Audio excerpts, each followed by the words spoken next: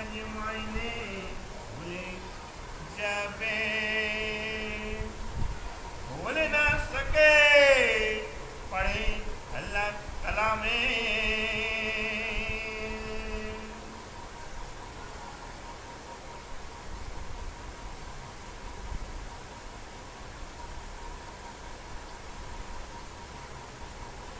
प्रणाम। पूर्वाय महाराज जी, पूर्वाय अल्लाह कलामे खोल ना सके पढ़े अल्लाह कलामे। महंतम बुद्धि के सागर हादी सतगुरु श्री प्राणनाथ जी बड़े मन के धनी पूर्वा रहे वर्णन कर रहे हैं बड़ा क़यामतनामा। बड़े क़यामतनामा में 5वां प्रकरण चल रहा। 5वें प्रकरण में पिया श्री इंद्रावती जी वर्णन करती हैं कि कुरान की बातों को जाहिर करने वाली कौन है।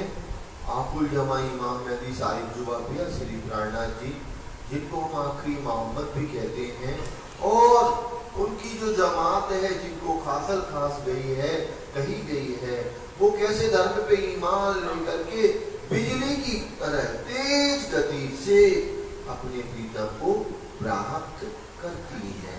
और उनके ही देखा देखी ईश्वर सृष्टि जो एक उनके देखा देखी वो भी चलती है सुंदर सा जी। और जीव के लोग तो कारने लगे। इनके दिल में क्या बैठा? इब्लीस बैठा जो अज्ञान का अंधकार की तरफ लगाए हुए है।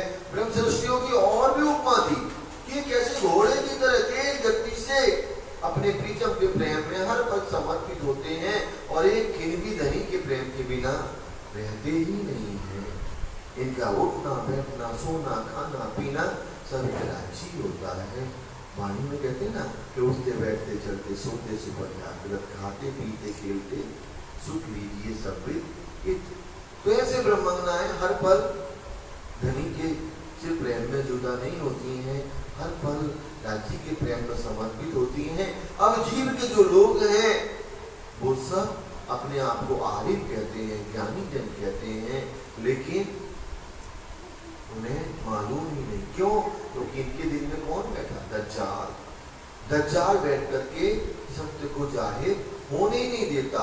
अब यह श्री प्राणनाथ जी कहते हैं कि 18वें सिपारी में लिखा हुआ है कि अगर मगज मायना तारतम ज्ञान नहीं होगा तो आप कुरान को समझ ही नहीं सकते बिना तारतम ज्ञान के। और इस तारतम ज्ञान को लेने वाले कौन है? कि ब्रह्म प्रिया ब्रह्म अंगनाएं हैं जो तारतम की सारी जो बातें रहस्यमयी हैं, जो बातूनी हैं, उनको कैसे आत्मसात करते हैं। क्योंकि मोमिनों की ही लोमो पूज क्या है? कुरान है सुंदर सा। मोमिनों का भविष्य पटल, भविष्य की पहले से ही राज्य में कुरान के अंदर अनेक अनेक अनेक पूरे जागनी ब्रह्मांड की बातें लिखवा दी। तो ये हमारा भविष्य पटल करके कहा गया है वितक साहब के अंदर, उसमें सारी बातें लिखी हुई हैं। तो जब हमारे पास में मगज मायना होगा तभी हम उन बातों को समझ सकते हैं, नहीं तो हर कोई जाहिरी अर्थ ले ही रहा है। जो कल हमारा प्रसंग चला था उसके आगे प्रिय श्री प्राणनाथ जी वर्णन करते हैं। बोल ना सके पढ़े अल्लाह कलामे। बोल न सके पढ़े अल्लाह कलाम। कितनी बार भी पढ़ लो या पूरी मुजमानी याद कर लो। ये सुंदर साथ जी, इनके यहाँ पर पूरी कुरान याद करना कंपल्सरी होता है। जो धर्म के मार्ग पर चलता है, इस्लाम पर चलता है, उसको हाफिज जी कहा जाता है। हाफिज जी मतलब पूरी कुरान याद है उनको। ये तो सबसे छोटे एक प्रचारक होते हैं, इनसे बड़े और भी होते हैं, आलिम होते हैं, आरिफ होते हैं, फिर और सबसे बड़ा कौन होता है? इमाम होता है। तो जब एक हाफिज जी को पूरी कुरान याद करनी जरूरी होती है, तो जो इनके बड़े बड़े ज्ञाता हैं, तो हाफिज की बात तो उनकी डिग्रियां बढ़ती हैं, तो उनको तो और पूरी मुंह जवानी कुरान याद होती है। तो प्रिय श्री प्राणनाथ जी कहते हैं कि कितनी बार भी आप कुरान को पढ़ लो, लेकिन क्या है? सो खोले उम्मी सब मेहर इमामे। सो खोले उम्मी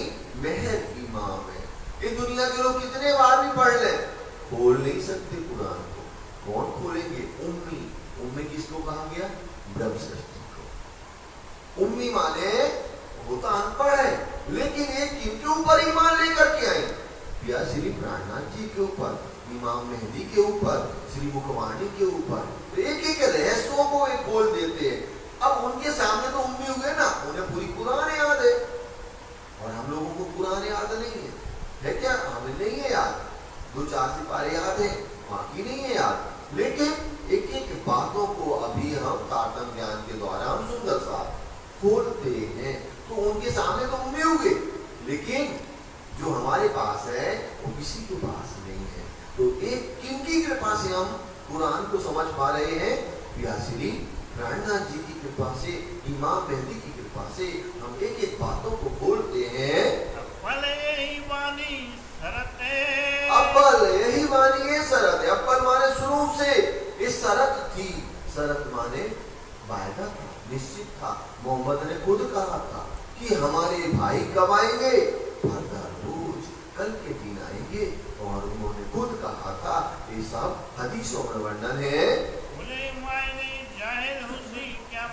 और जो हमारे भाई आएंगे, भाई कौन है? ब्रह्म सृष्टि, ब्रह्मगणा सुंदर साथ हैं। तो क्या करेंगे? वो सारी हकीकत मतलब सत्यता को दुनिया में जाहिर करेंगे। भैया अली क्या है, लाम क्या है, नीम क्या है, सैकुल सिपारा क्या है, कैसे दोजख में जलना है, कैसे श्यामा जी रूहल्ला श्यामा महारानी की बातें और कैसे मोमिनों की बातें, कैसे सारी कुरान में लिखी हुई है। इन्हें खोले ना मायने कबू कुराने, इन्हें खोले ना मायने कबू कुरान। लेकिन जिनके ऊपर किनकी कृपा नहीं है? इमाम की कृपा नहीं है। इमाम कौन? पिया श्री प्राणनाथ जी की। वो कुरान के एक शब्द को भी नहीं समझ सकता। पावे ना हकीकत करे बयाने, ना उसको हकीकत सत्यता मालूम चलेगी, क्योंकि उसके पास क्या नहीं है? तारतम ज्ञान नहीं है। बिना तारतम ज्ञान के हकीकत जो उसमें यथार्थता सत्यता लिखी है, जो समय लिखा था कि कब जाहिर होगी, कौन जाहिर करेगा? पिया श्री प्राणनाथ जी जाहिर करेंगे। तो जिनके पास में प्राणनाथ जी का ज्ञान है वही इन हकीकत सत्यता को जाहिर करेगा। ये दुनिया के लोग कितना भी पढ़ ले, याद कर ले, लेकिन उसको खोल नहीं सकते। पढ़े आलम आरफ है कई जने, और पढ़े आलम आरिफ कई जने। आरफ आलम बड़े बड़े ज्ञानी, जिनको आलमी कहा जाता है। आलमी मतलब बड़े जानकार है। ये आरिफ, इनको तो कुरान में इनकी क्या है? मास्टरी है। उनको आरिफ कहा जाता है, जिनके ऊपर जिनको पकड़ होती है कुरान की। और कितने भी लोग, कितने भी आलम आरिफ कहला लें, लेकिन नहीं खोल सकते। पर एक हरफ ना खोलिया किन्ने, लेकिन आज तक युगों से कितने इनके 1,20,000 पैगंबर हुए, लेकिन आखिरी पैगंबर के द्वारा कुरान आई तो 1400 साल हो गए। आज से 1400 साल पहले कुरान का अवतरण हुआ। 1400 साल में किसी ने भी नहीं खोला आज तक। जिन्होंने खोला? एक पिया श्री प्राणनाथ जी ने। और आज उनकी बारीकियां, उनकी बातूनी मायने कौन जानती हैं? जो तारतम ज्ञान को आत्मसात करता है, जो ब्रह्म ज्ञान को अपने दिल में समाहित करता है, वही कुरान की बारीकियों को समझता है। दरवाजे खोले, अब देव दरवाजे खोल। पिया श्री प्राणनाथ जी आबुल जमा इमाम मेहदी कह रहे हैं कि अब मैं, जो अभी तक क्या था? कुरान ढपी थी। ढपी मतलब जिसको कहा गया है कुंवारी थी। आज तक किसी ने स्पर्श नहीं किया कुरान को। स्पर्श करना मतलब जो उसमें रहस्य है वो खोलना। अब मैं उन सब बातों को जाहिर करती हूँ, और जो उसमें हकीकत सत्यता लिखी है, बातूनी जो मायने हैं, उन सबको मैं जाहिर करूंगी। और फिर जब हकीकत को समझ जाएंगे तो फिर परम सत्य को भी समझेंगे। मार्फत माने परम सत्य, हकीकत माने सत्य, और मार्फत माने परम सत्य को जानेंगे। दिन पाइए रोज क़यामत, दिन पाइए रोज क़यामत। लेकिन ये सब कब होना था? समय था। कुरान को जाहिर कब होना था? क़यामत के समय। तो क़यामत कब आनी थी? फर्दा रोज। फर्दा रोज में आए पिया श्री प्राणनाथ जी उन्होंने सारी बातों को खोल खोल करके एक एक हरफ, एक एक सिपारे, एक एक आयत को खोल दिया। साहिबी देवे अल्लाह कलामे, साहिबी देवे अल्लाह कलाम। अब ये सुंदर साजी अल्लाह कलाम कुरान की जो साहिबी है, सब दुनिया कबूल करे इस्लामे। साहिबी देवे अल्लाह कुरान, ये सुंदर साजी साहिबी गवाही। साहिबी माने गवाही कौन दे रहा? कुरान। क्योंकि जो कुरान को खोलेगा, तो ये बात तो कुरान के अंदर लिखी हुई है। बोले मायने बातून हकी, और इनको कौन खोलेगा? आखिरी मोहम्मद पिया श्री प्राणनाथ जी खोलेंगे। जो बातूनी बातें हैं, जो मोमिनों की हकीकत लिखी है, मोमिन जाहिर करो गुजर की, और मोमिनों की जो गुजर की है, मोमिनों की जो महिमा है, जो पहले सिपारे से अंतिम सिपारे तक वर्णन आया हुआ है, वो जाहिर हो रही है।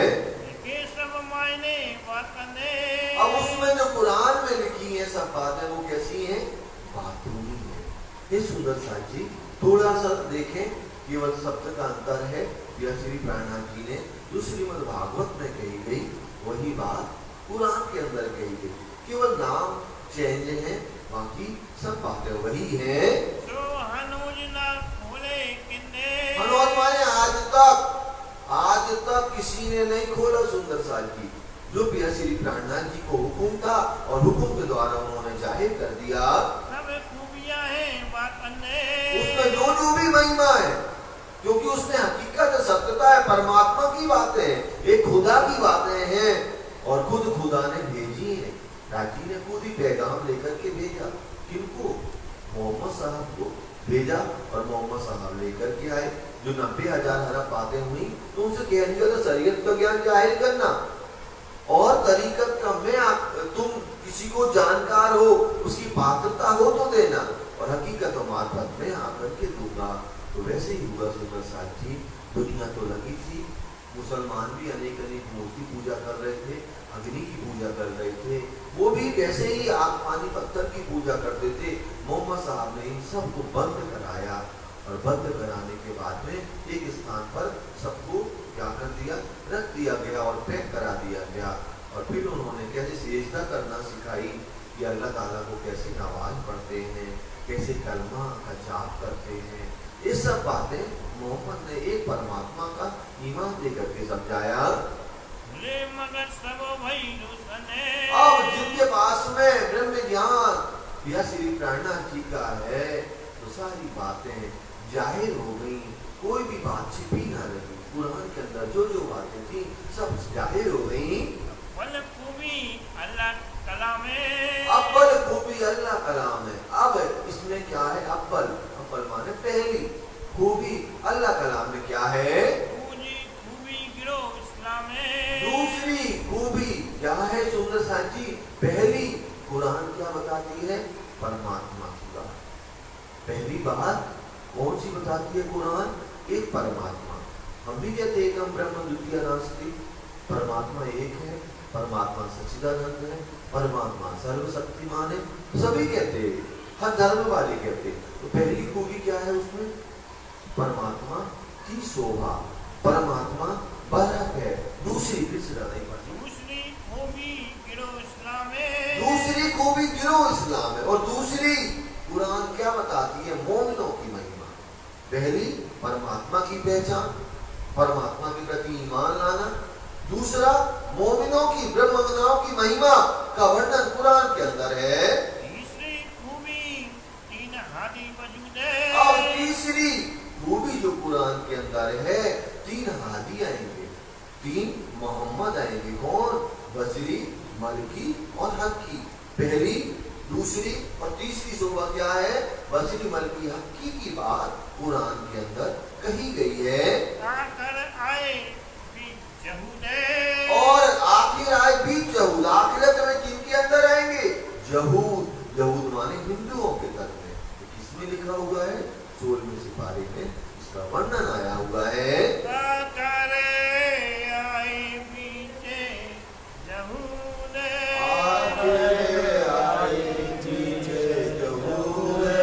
बल खूबी अल्लाह कलामे, अल्लाह तआला ने खूबी गिरो इस्लामे खूबी गिरो इस्लामे खूबी इन्हें हानि वजूदे खूबी इन हाली वजूदे आखिर आए बीच जहूदे आखिर आए बीच जहूद आखिर आए बीच जहूदे आखिर आए बीच जहूद बोलो श्री प्राणनाथ प्यारे की जय, हके धनी